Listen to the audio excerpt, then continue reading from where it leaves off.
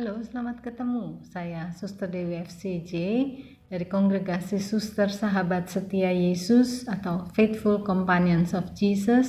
Saya tinggal di Jogja. Hari ini kita merayakan Pesta Santa Monica, seorang ibu yang bertekun dalam doa untuk pertobatan putranya, Santo Agustinus dari Hippo. Sebuah pertobatan yang legendaris. Seorang yang awalnya bergelimang dalam kenikmatan dunia berpaling menjadi orang yang mencintai Allah dan melayani gerejanya. Karena itu kiranya pantas hari ini kita merenungkan tentang undangan pertobatan dalam latihan rohani Ignatian. Seorang Yesuit, Paul Roth, mengungkapkan ada dua macam pertobatan. Pertobatan yang pertama yaitu pertobatan yang membawa kita kembali kepada Allah. Sedang pertobatan yang kedua adalah pertobatan hati.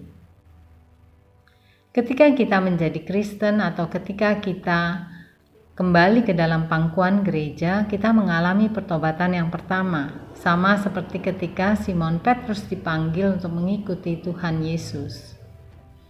Pertobatan kedua yang bisa bersamaan tapi bisa juga tidak bersamaan dengan pertobatan pertama adalah pertobatan hati, yaitu mengakui dan merasakan diri sepenuhnya sebagai makhluk ciptaan yang dicintai Allah penciptanya. Santo Agustinus sendiri mengatakan, "Aku terlambat mencintaimu ya Tuhan," yang sebenarnya berawal dan berdasar pada kenyataan bahwa aku terlambat mengenali cintamu kepadaku. Pertobatan kedua ini mengajarkan kerendahan hati pada diri kita karena menyadari bahwa kita hanyalah makhluk ciptaan yang bergantung pada kemurahan hati Allah melalui makhluk ciptaan lain yang disediakan bagi kita. Kesadaran bahwa aku hanya ciptaan dan bukan Allah yang bisa mengatur atau mampu melakukan segalanya akan membuat aku makin bergantung kepada Tuhan.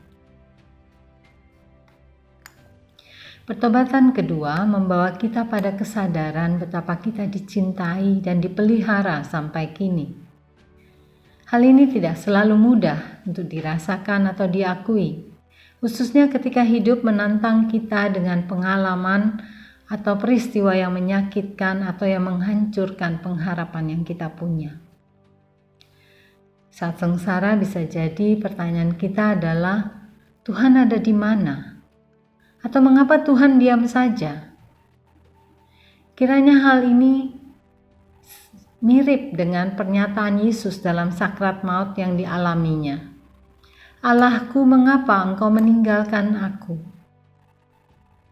Kita tahu bahwa Allah memang seolah diam, tetapi Ia membangkitkan Yesus setelah kematiannya. Allah menyatakan cinta kepada putranya, cinta yang setia. Bukankah kita juga adalah putri dan putra Allah?